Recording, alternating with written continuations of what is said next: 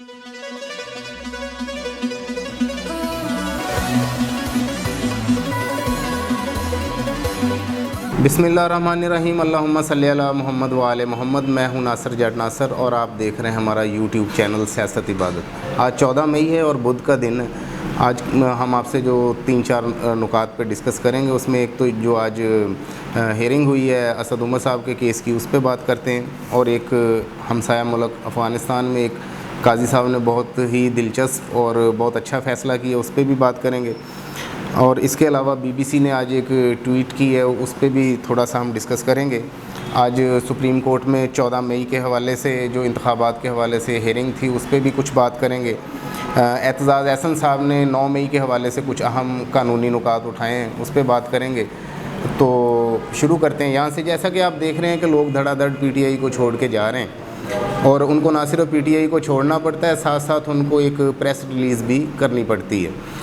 तो वैसे ये बहुत अच्छा मौका है पीडीएम के लिए, जिस तरह लोग छोड़ के जा रहे हैं, बकौल उनके कि इमरान खान साहब तनहा रह गए हैं और उनकी पार्टी को बैन किया जाएगा। तो ये अच्छा मौका है कि आप इलेक्शन करवाएं और फ्री हैंड होके जीतें, ताकि लोगों को भी पता लगे कि आपकी कितनी मकबूलियत अवाम में है और आपको भी अच्छे तरीके से पता लग जाए। आज असद उमर साहब की पेशी थी, उनके बेल के सिलसिले में उनके वकील बाबर अवान साहब अदालत में पेश हुए। तो वहाँ पे जस्टिस गुल हसन औरंगज़ेब साहब ने एक दिलचस्प बात कही। उन्होंने कहा कि हम बेल तो दे देंगे, लेकिन जब तक असद उमर साहब प्रेस कॉन्फ्रेंस नहीं करेंगे, इस बेल का फ़ायदा नहीं होगा, वो फिर दोबारा से उठा लिए जाएंगे। तो आपको बेल की बजाय प्रेस कॉन्फ्रेंस करनी चाहिए। ये बात तो एक हद तक मज़ाक का केज़ है, लेकिन ये लम्हा फ़िक्रिया भी है, क्योंकि जो कुछ हो रहा है वो अदालतें भी देख रही हैं, जजेस भी देख रहे हैं, अवाम भी देख रहे हैं कि एक मुकदमे में रिलीफ मिलता है, ज़मानत मिलती है, बाद में दूसरा महकमा उसको उठा लेता है। जिस तरह शीरी मज़ारी साहबा ने भी 5 दफ़ा बेल होने के बावजूद उनको दोबारा गैर कानूनी तौर पे उठाया गया। एंड पे उन्होंने अपने बच्चों और अपने घर वालों का कह के और अपनी सेहत का कह के पार्टी छोड़ने का ऐलान कर दिया। फैज़ल हसन चौहान साहब ने भी ये ऐलान किया, लेकिन उनका ऐलान जो था वो उनके अपने अंदरूनी पुराने जो मामला दबे हुए थे वो भी उसमें उबल कर सामने आए। जैसा कि ऐसी बातें थी कि वो एक ट्वीट मैंने पढ़ी बड़ी दिलचस्प, उसमें उन्होंने कहा कि फैज़ल हसन चौहान साहब ने ये एतराज़ किया कि इमरान खान साहब ने मुझसे ये क्यों नहीं पूछा कि मेरे बाबू ने थाना थाया। ये भी चीज़ थी साथ में। खैर, ये बातें तो चलती रहेंगी। जहाँ हमारी अदालतों का ऐसे मजाक उड़ाया जा रहा है और कोई आइन और कानून नहीं है और अदालतों के फ़ैसलों को कोई वक़्त नहीं दी जाती, हवा में उड़ाया जाता है। इसके साथ साथ हमारे हमसाया मुल्क अफ़गानिस्तान में कल एक बहुत ही दिलचस्प वाक़या हुआ। एक 6-7 साल की बच्ची को अगवा करने की कोशिश की गई, अगवा बल्कि कर लिया गया, लेकिन 1.5 से 2 घंटे के अंदर अंदर अगवाकार बाजियाब हो गए। उसके बाद काजी साहब ने जो सबसे अच्छा फ़ैसला किया वो ये कि काजी साहब की कुर्सी के साथ एक और कुर्सी लगी, उस पर वो मुतासरा बच्ची बैठी थी और मुजरमों के हाथ बांध कर उस बच्ची के सामने पेश किया गया। चंद घंटों में उसको उन मुजरमों को सज़ा भी हो जाएगी। क्या हुआ? ना कोई वकील, ना कोई जज, ना कोई झंझट, ना कोई तारीख़ पे तारीख़, फ़ैसला हुआ। फ़ैसले होते हैं, इस तरह होते हैं, इंसाफ इस तरह कायम होता है। अफ़गानिस्तान जो हाल ही में बहुत बड़ी जंग से कई सालों में छुटकारा पाने के बाद अपनी मईशत को बहुत अच्छे तरीके से अब संभाल रहे हैं, उन्होंने इंसाफ के ऊपर और ख़ास तौर पे उन पे जो एक इशू उठाया जाता था कि वहाँ पे औरतों पे बहुत जुल्म होता है, औरतों की आवाज़ दबाई जाती है, जो उन्होंने कल काजी साहब ने फ़ैसला किया, साथ में वो बच्ची भी बैठी थी, इससे दुनिया को एक बहुत अच्छा उनका पैगाम गया है कि अफ़गानिस्तान औरतों के हकूक़ में या बच्चों के हकूक़ के मामले में बिल्कुल एक आज़ाद मुल्क और बहुत बड़े बड़े फ़ैसले कर रहे हैं। अच्छा जी, इसके साथ साथ हम आपको बताते हैं कि आज बीबीसी उर्दू ने एक ट्वीट की है, जिसमें एक पीटीआई की खातून कारकुन है, उनको पुलिस ने जब घसीट कर प्रिजन वैन में डालने की कोशिश की तो उन्होंने कहा कि आप मुझे टच मत करें, बल्कि मैं ख़ुद जाके प्रिजन वैन में बैठ जाती हूँ। जिस पे बहुत एक गलत किस्म का जुमला पुलिस वाले की तरफ से उनको बोला गया, वो ये था कि आपको इतनी शरीफ औरत नहीं है, अगर शरीफ औरत होती तो आप घर में बैठती या मुजाहरीन में ना आती।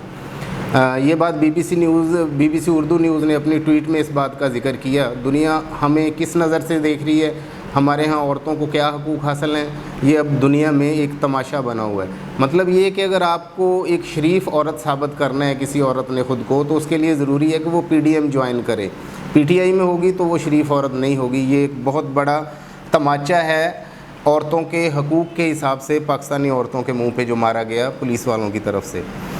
اچھا جی، اس کے بعد ہم بات کرتے ہیں کہ کل سپریم کورٹ میں جو 14 مئی کے الیکشن کے حوالے سے جو ہیئرنگ ہو رہی تھی وہ آج تک کے لیے ملتوی کر دی گئی تھی. آج بھی اس پہ کچھ بات چیت ہوئی جس میں کوئی خاص پیش رفت تو نہیں ہوئی سوائے چند دلچسپ مکالموں کے، جس میں ایک خاص مکالمہ یہ تھا کہ عطا عمر بندیال صاحب نے اٹارنی جنرل سے یہ بات کی کہ آپ اتنے گھبرائے ہوئے کیوں لگ رہے ہیں، آپ نے بالکل نہیں گھبرانا. اس بات پہ عدالت میں کہے لگے اور عدالت کا ماحول ذرا ریلیکس ہوا. اس کے علاوہ کوئی ایسی خاص پیش رفت نہیں ہوئی. سماعت پھر کل تک کے لیے ملتوی کر دی گئی ہے، جس میں چیف جسٹس صاحب نے کہا کہ ہم اس میں مزید قانونی نکات کو دیکھنا چاہتے ہیں اور سب پارٹیوں کا موقف ہم اس میں سنیں گے.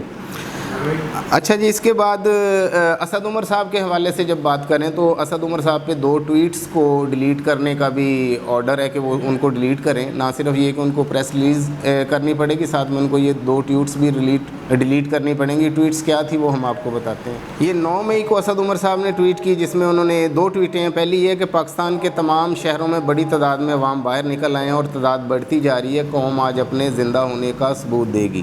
اس ٹویٹ کو اس بارے میں کہا جا رہا ہے کہ انہوں نے عوام کو اکسایا، اس اینگل سے اس ٹویٹ کو دیکھا جا رہا ہے. یہ ان کو ڈیلیٹ کرنے کے لیے کہا. دوسری ٹویٹ بھی 9 مئی کی ہے، جس میں اسد عمر صاحب نے یہ لکھا ہے کہ پاکستان کی سب سے بڑے سیاسی لیڈر کو ہائی کورٹ پر حملہ کر کے گرفتار کر کے پوری دنیا کو دکھایا جا رہا ہے کہ اس ملک میں کوئی قانون باقی نہیں رہا. شاہ محمود قریشی کی سربراہی میں 6 رکنی کمیٹی جو خان صاحب نے بنائی ہے وہ لاحہ عمل کا اعلان کرے گی. یہ 2 ٹویٹس ہیں جو اسد عمر صاحب کو کہا گیا کہ آپ ڈیلیٹ کریں. اس کے ساتھ ساتھ اعتزاز احسن صاحب نے جو 9 مئی کے حوالے سے کچھ اہم قانونی نکات اٹھائے ہیں. بیرسٹر اعتزاز احسن صاحب نے عمران خان کی گرفتاری کے دوران پیش آنے والے 9 مئی کے واقعات اور قانونی تناظر میں چند اہم سوالات اٹھا دیے.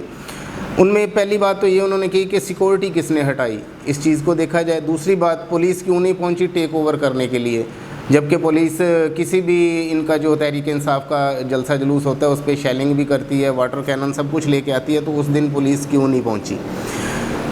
تیسرا نقطہ جو انہوں نے اٹھایا وہ یہ کہ ساتھ چھاؤنی میں سے کوئی کرنل یونٹ لے کر کیوں نہیں پہنچا، کیونکہ ساتھ ہی اور چھاؤنی بھی ہے اس کے جہاں پہ کور کمانڈر ہاؤس ہے، وہاں سے کوئی کمانڈ کیوں نہیں پہنچی وہاں تک. پھر انہوں نے بولا کہ ویڈیو میں 100 سے زائد لوگ نہیں دیکھے جا سکتے کور کمانڈر ہاؤس میں. کیا یہ اتنی بڑی تعداد تھی کہ جن کو 6 گھنٹے تک اندر رہنے دیا گیا؟ یہ بھی ایک سوال ہے اور اہم سوال ہے. پھر انہوں نے ایک بات بولی کہ کسی بھی معاملے میں دیکھا جاتا ہے کہ اس کا فائدہ کس کو ہوا، املاک جلانے کا فائدہ کس کو ہوا. جیسا کہ نواز شریف صاحب شروع سے ان کا جو پلان تھا لندن پلان، اس میں یہ تھا کہ اس پارٹی کو دہشت گرد ڈکلیئر کرنا ہے اور پارٹی کو بین کرنا ہے اور ان کو مائنس کرنا ہے. تو اس سلسلے میں انہوں نے بات کی کہ املاک کو جلانے کا فائدہ اصل میں کس کو ہوا، کون یہ فائدہ اٹھا رہا ہے اور کس کو کرٹیسائز کیا گیا اس سارے معاملے میں. ایک اور پوائنٹ جو انہوں نے بتایا وہ یہ کہ یہ سب کچھ پری پلانٹڈ تھا. مریم نواز دہشت گرد ثابت کرنا چاہتی ہے پی ٹی آئی کو، یہ اس سلسلے کی ایک ایفرٹ تھی 9 مئی کے جو واقعات ہیں. پھر انہوں نے ایک اور نقطہ اٹھایا کہ آئی جی پنجاب کو کس نے روکا کہ وہ 6 گھنٹے تک وہاں نہیں آئے. یہاں پہ محسن نقوی صاحب جو نگران حکومت کو لیڈ کر رہے ہیں، وزیر اعلیٰ نگران حکومت کے، انہوں نے بولا کہ آئی جی کو انہوں نے روکا ہے. اس پہ اعتزاز احسن صاحب نے پوائنٹ اٹھایا کہ نگران حکومت کے یعنی کیئر ٹیکر حکومت کا تو کام ہی نہیں ہوتا کہ وہ اس طرح کے معاملات میں شامل ہو. ان کو بھی محسن نقوی صاحب کو بھی شامل کر کے تفتیش کا نئے سرے سے آغاز کرنا چاہیے. یہ بیرسٹر اعتزاز احسن صاحب نے یہ چند پوائنٹس اٹھائے ہیں. اس کے بعد آپ کو بتاتے چلیں کہ آج شام 7 بجے تحریک انصاف کے چیئرپرسن عمران خان صاحب قوم سے خطاب کرنے والے ہیں، جس میں کچھ بہت اہم معلومات اور انکشافات وہ کرنے چاہ رہے ہیں اور ساتھ ساتھ اپنی پارٹی کا یہ موجودہ صورتحال کے تناظر میں نیا جو لائے عمل ہے اس پہ بھی وہ بات کرنے جا رہے ہیں. یہ بھی ایک اہم خطاب ہوگا آج جو وہ قوم سے کریں گے. اب تک جو صورتحال نظر آ رہی ہے، لوگ جس طرح خوف و ہراس میں ہیں، جس طرح اس پارٹی کو بین کرنے کی بات کی جاتی ہے تو ساتھ میں 70% عوام، بلکہ اب تو 70 سے بھی زیادہ، وہ سب بھی خوف زدہ ہو جاتے ہیں کہ آگے کیا ہونے والا ہے. اس خوف کے عالم میں ایک شعر ہے مجھے یاد آ رہا ہے، وہ میں آپ کو سنا کے تو اجازت چاہوں گا کہ شاعر لکھتا ہے کہ شوق سے مسلو دل میرا پر اتنا دھیان رہے، شوق سے مسلو دل میرا پر اتنا دھیان رہے، پائے نازک پہ کہیں موچ آ نہ جائے، دل سخت جاں کو مسلتے مسلتے. مجھے اجازت دیجیے. پاکستان زندہ باد.